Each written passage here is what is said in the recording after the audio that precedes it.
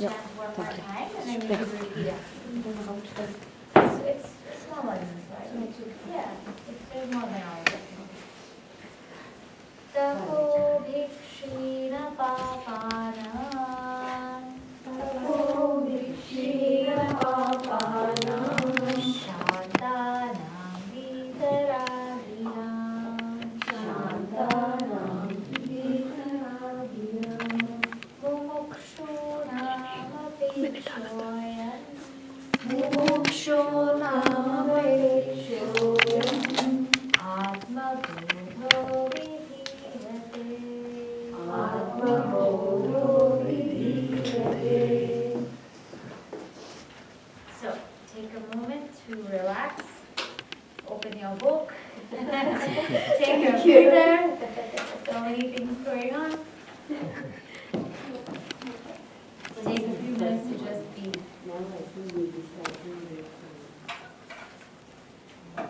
We did up to 27 last time. Yeah. So we'll work on it a little bit and then we move forward.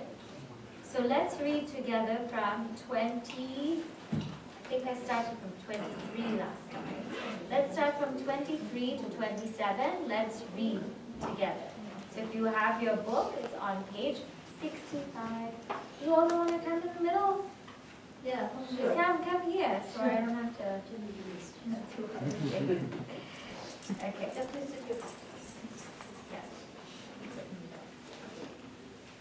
All right. Page 65 will read 23 to 27.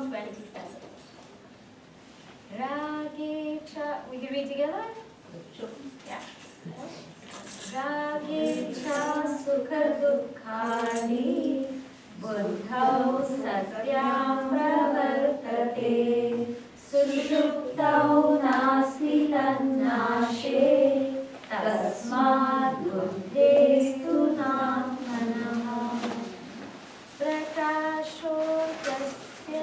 You're all there? Prakasho tasya toyasya shailyam agneyathoshnata swabhava satchidananda nitya nirmalatatmanaha atmana satchidamshascha buddhir vrittiridvayam samyojya cha vivekena janamiti pravartate atmana vikriya nasti buddhir bodho na jatviti jiva sarvamalam jnatva jnata drashteti bhutyati rajju sarvavadatmanam jivam jnatva bhayam vahet naham jiva paradmeti jnatasche nirbhayo bhavet. You can hear me in the back well? Yes, we can. So, we covered until verse 27 last time. Yes? So where are we now in AtmaBodha? So just to give you kind of the theme of the verses that we covered, because I know we don't speak as often. Verse 1, we did the Mangalani Rajna, right? Tapo Bhikshina Papa. Verses 2 to 5, we covered the knowledge of the self, why knowledge is important. Verses 6 to 9, we talked about the world and how the world is false. 10 to 14, we talked about the upadhis, the different layers of conditions. 15, we talked about what the issue is, what the problem is. 16 to 24, we talked about what the solution is, which is gaining the knowledge of the self. 25, we talked about the birth of the ego. And 26 to 27, how the ego thrives. So let's just recap a little bit so we're all on the same page. So it said here that the last concrete topic we had is, how is the ego born? You know I know, or I'm learning that I'm Sat Chit Ananda, and I learned that this is my nature.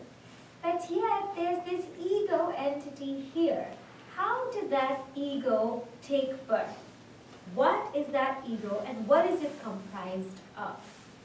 So in verse 25, we saw Atmana Sat Chit Amsha and Buddhi Vritti, these two things.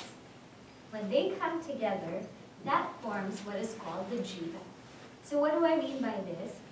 I mean by the reflection of consciousness.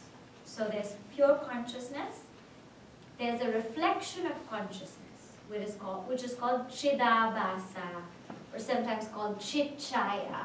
This reflection of consciousness comes together with Buddhi Vritti, with the thought of the intellect. Okay? It comes together, and then because it comes together, there is this ego or jiva born. And I start to identify with that. So now, let me give you an example to make it a little bit clearer. This is my original face. And I have a mirror, and on that mirror, there's a reflected face. So that mirror is Buddhi Vritti. Let's say the mirror is that Buddhi Vritti, okay? And the reflected face is Chidabhasa, reflection of consciousness. So, and this face is the real self. So what is happening?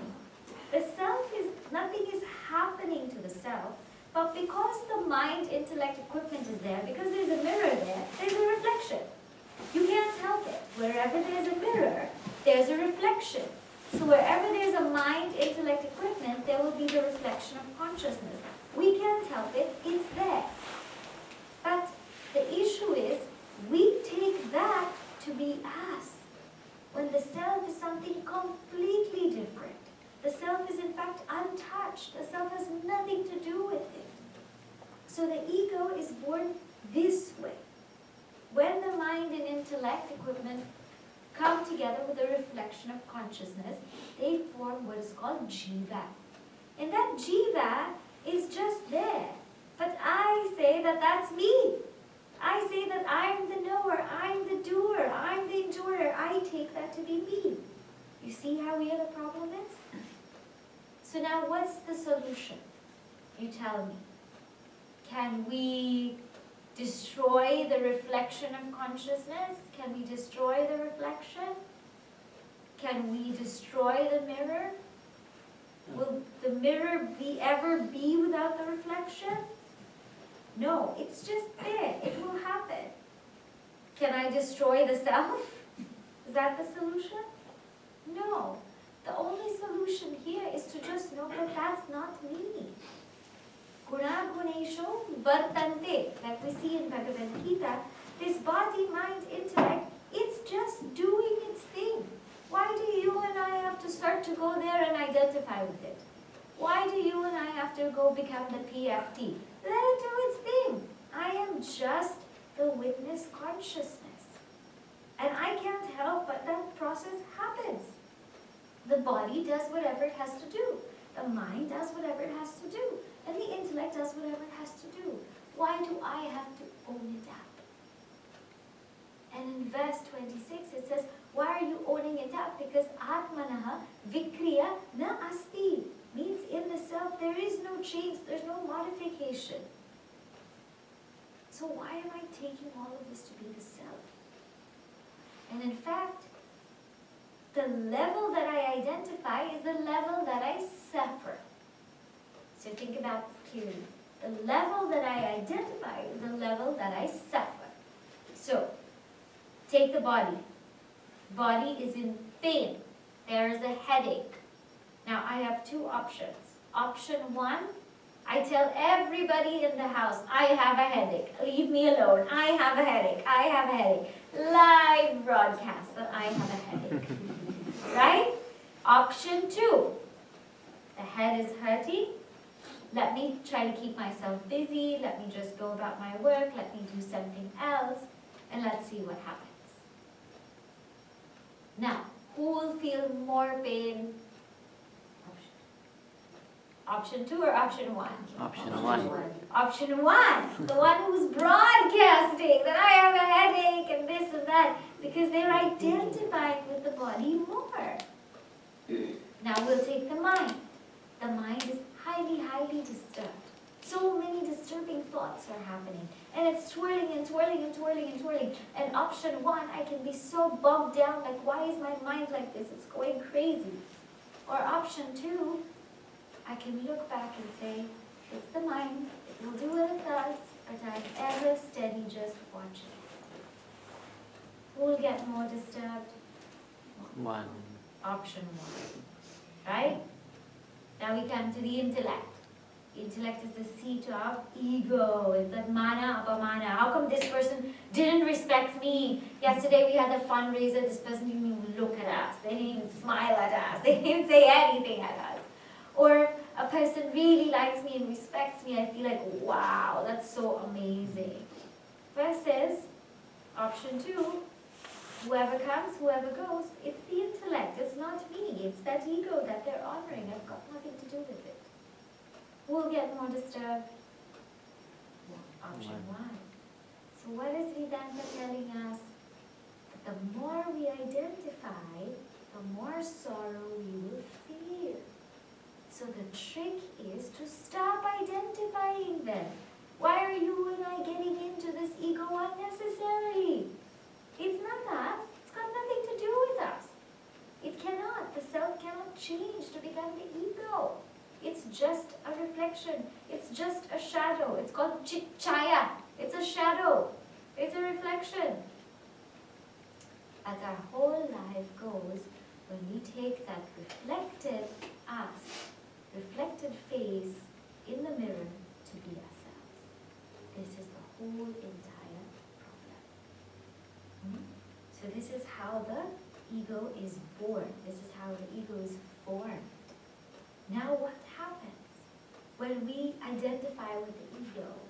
So in verse 27, if you remember, it said that when I think that the rope is a snake, when I think that the self is the ego, what happens? I become afraid. I become afraid because I think that people are going to leave me. People are going to go away from me. People are not going to like me anymore. People don't love me anymore. People don't pay attention to me anymore. Where is the fear residing? Ego. So the minute that I start identifying with this, again, I will have these emotions like fear. So what is the way to overcome fear? Is that whoever this is happening to, it's the ego. It's got nothing to do with me. The minute I identify with it, I'll have fear. What am I going to do when my kids leave home? What am I going to do when they go to college? What am I going to do if nobody notices me? What am I going to do if nobody calls me? What am I going to do in my life? We become afraid because we think we're weak.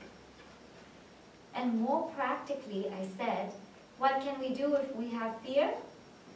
Do you remember what are the things that will make us fearless? Who becomes fearless? The one who? Letting go of the likes and dislikes and full faith in God. Faith. The one who has faith doesn't have fear. The one who has faith in Vajagovindam, we said, Kim tava nasti niyanta. I mean, don't you know there's a cosmic intelligence here? There's a creator here. Why are you and I unnecessarily afraid? The one who doesn't have faith in God will definitely have faith. And the one who does adharma will have fear. Whenever I do something wrong, for sure I will have fear that I'll get caught. Right? And I gave you an example of our youngsters. When they come home late at night, there's fear. That maybe you'll find out that they're coming home so late at night. So, Jnataschet Nirbhaya Parve. Once we know the truth, we become fearless. Now AtmaBodha is going into another topic saying how the self is of the nature of consciousness. So we will look at verses 28 and 29 today. I will chant and then you can repeat. AtmaBodha भासयत्येकः आत्मावभासयत्येकः बुद्ध्यादीनीन्द्रियाण्यपि बुद्ध्यादीनीन्द्रियाण्यपि दीपो घटादिवत् स्वात्मा दीपो घटादिवत् स्वात्मा जडैस्तैर्नावभास्यते जडैस्तैर्नावभास्यते आत्मावभासयत्येको बुद्ध्यादीन्द्रियाण्यपि दीपो घटादिवत् स्वात्मा जडैस्तैर्नावभास्यते.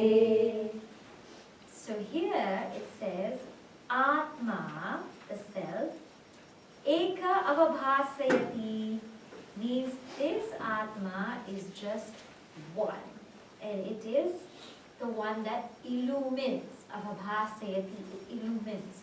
It illumines what?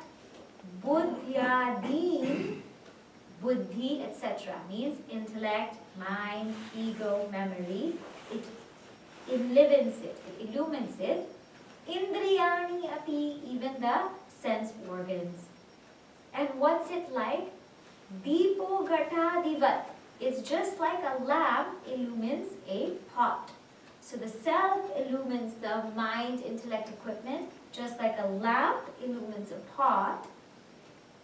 Tehi jadehi swatma na avabhasyate.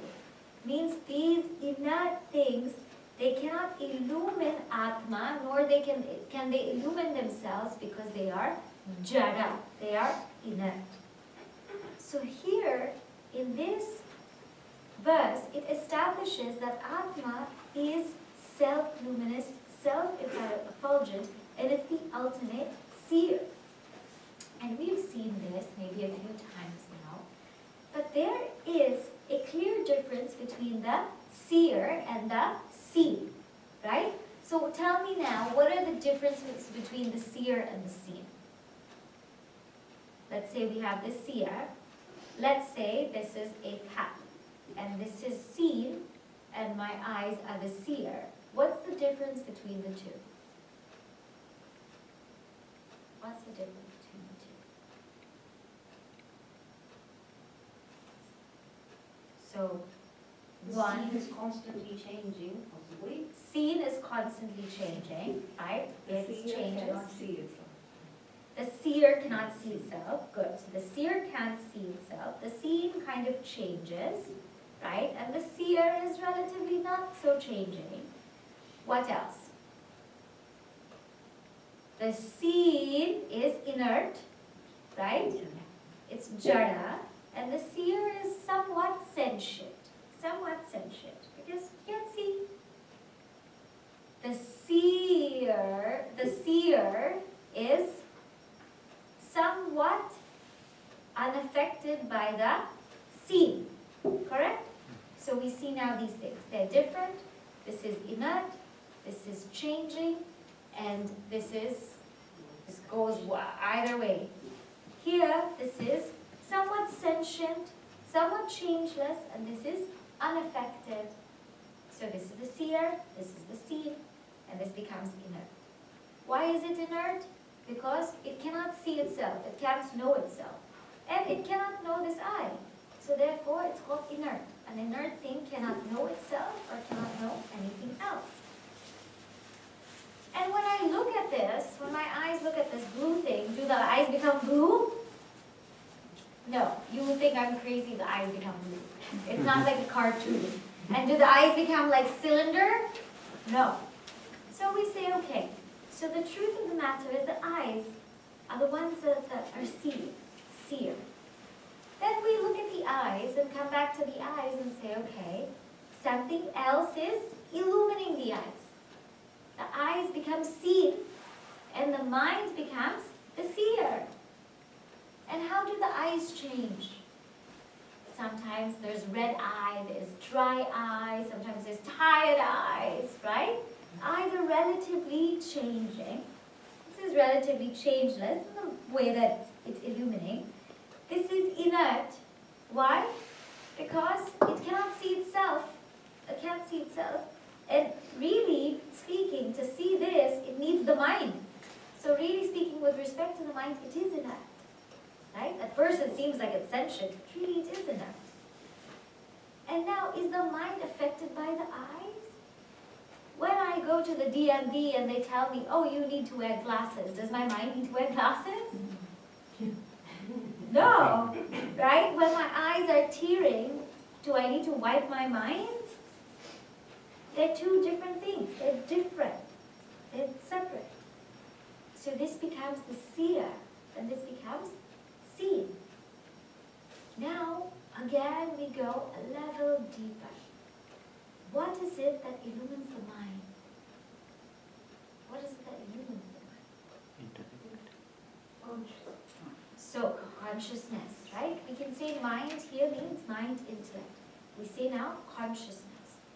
How do we mean? The mind also changes, right?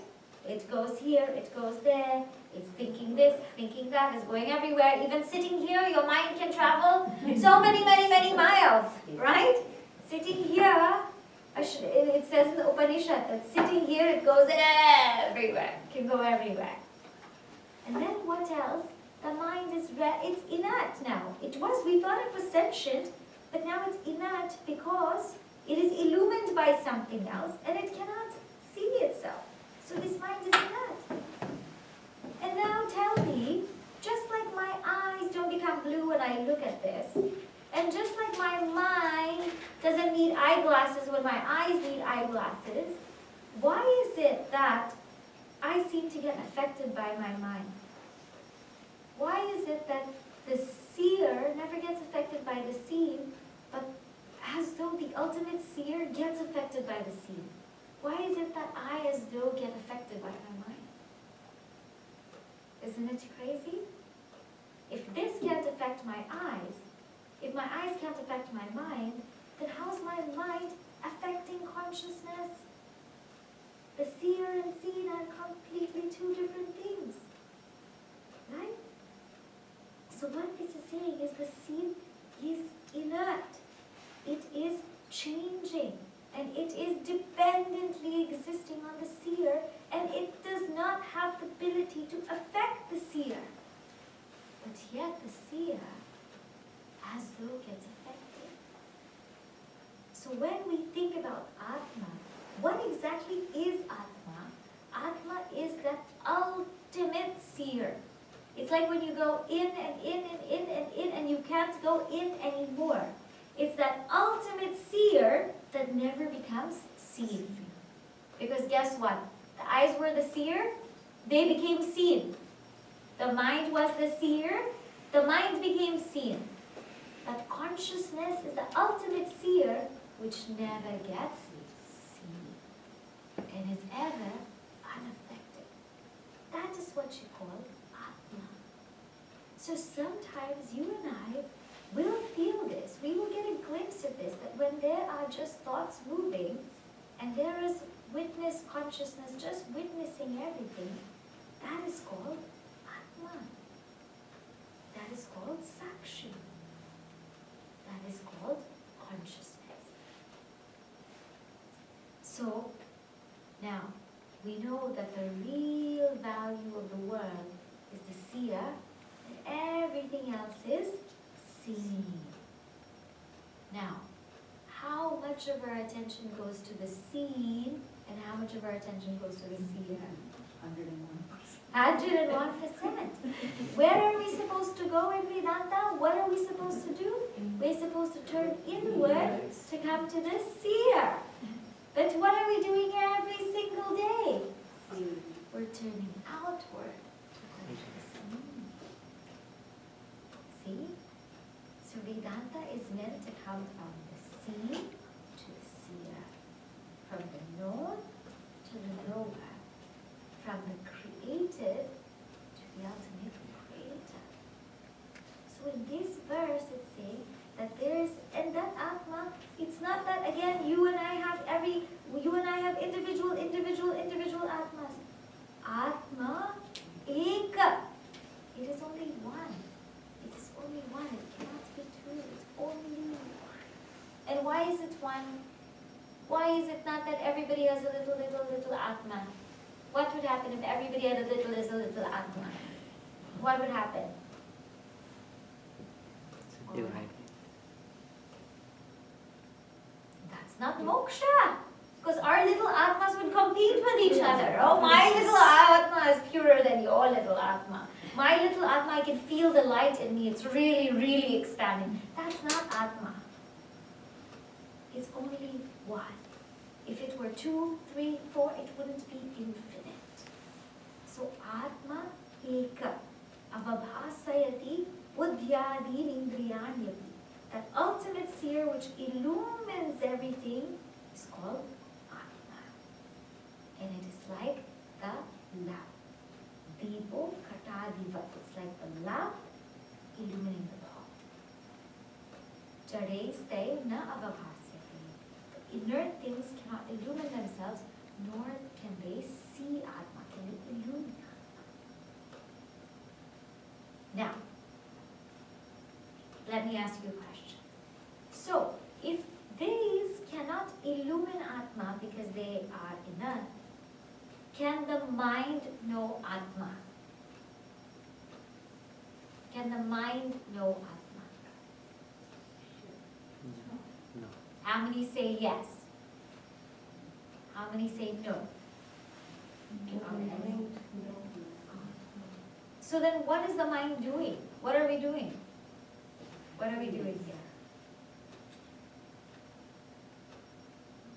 here? Eliminating. Focusing on the outside. So, in the Upanishads, we will find two contradictory statements. Okay? For example, in Kenopanishad, you will find Yan manasa na manute. Means the mind cannot go there. And you will find in Taittiriya Upanishad, Yato vacho nivantante, aprapya manasasaha. Means the words in the mind tried to go there and they returned back. They couldn't go. Yet, in Kathopanishad, you will find Drishyate tvagraya buddhya sukshmaya sukshmadarshi. Means the one that will know the self, Drishyaya is a sharp intellect, agraya buddhya sukshmaya, one that is subtle, sukshmadarshi. So what is it? Can the mind know the self or can the mind not know the self? So the mind is required to gain the knowledge that I am the self. The mind is required to gain knowledge because knowledge is opposed to ignorance. But that mind can never reveal Atma. For example, we saw, I think it was in verse number 5. Let me just make sure it's verse number 5 so you can refer to it. Yeah, it's verse number 4. Okay. What happens here is like this. Think of a sun, okay? Think of a sun. And the sun is as though covered by clouds. Why am I saying as though covered by clouds? Because the sun cannot really be covered by clouds. It's as though covered by clouds. And that cloud is ajnana or ignorance, okay? So what is the role of knowledge? The role of knowledge is simply to remove the veil of ignorance. It cannot illumine the sun because the sun is self-luminous.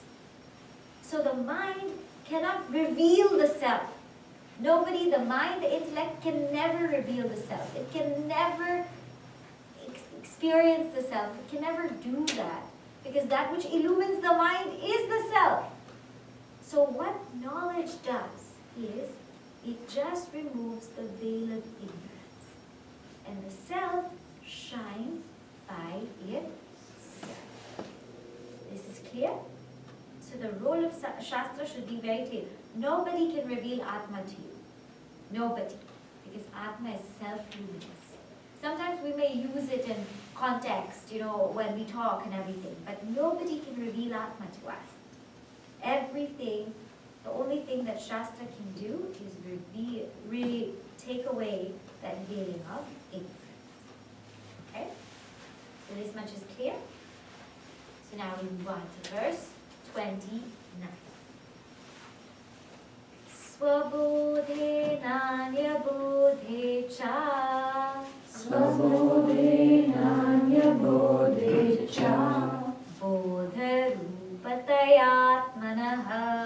बोधरूपतयात्मनः न दीपस्यान्यदीपेच्छा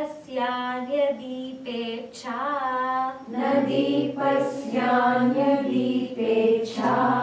यथा स्वात्मप्रकाशने यथा स्वात्मप्रकाशने स्वबोधेनान्यबोधे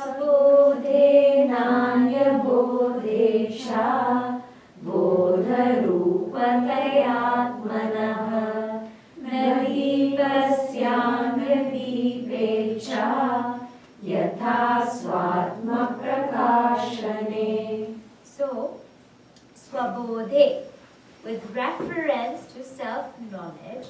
Na anyabodhe ichcha means with reference to the self. With reference to self, swabodhe. Na anyabodhe ichcha, it doesn't need any other light. Why? Bodha rupatayatmanaha, because it is of the nature of luminosity. It is of the nature of light.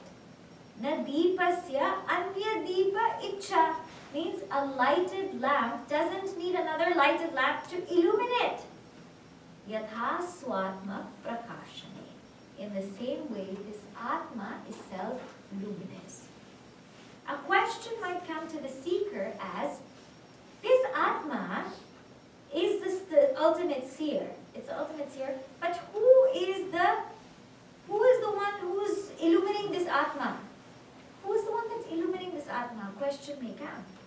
And the answer here is, that's not a question, because Atma itself is self-luminous. It's like as silly as saying that this candle is already lit. They say, show me this candle. It's already lit, it's already there. What happens if we say that Atma becomes seen? What happens? It becomes objectified. It becomes objectified, it becomes inert, it becomes dependent, and it becomes perishable. So all of these happen. If Atma becomes seen, if Atma becomes objectified, then it's no longer Atma. It's inert.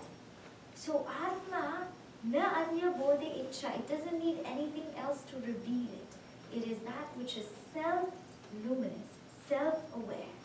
Just like a light doesn't need another light to reveal it. Now, pay clear attention here. What is the difference between the knower and illuminator? Okay, now I'm using two words in English just to help us understand. Knower, when I say knower, means ego. When I say illuminator, means Atma, Sakshi. Tell me what's the difference between the knower and the illuminator. What is the difference between the ego and Atma? How am I able to differentiate? How am I able to know that this is ego, this is Atma? How do I know? How do I know? Atma will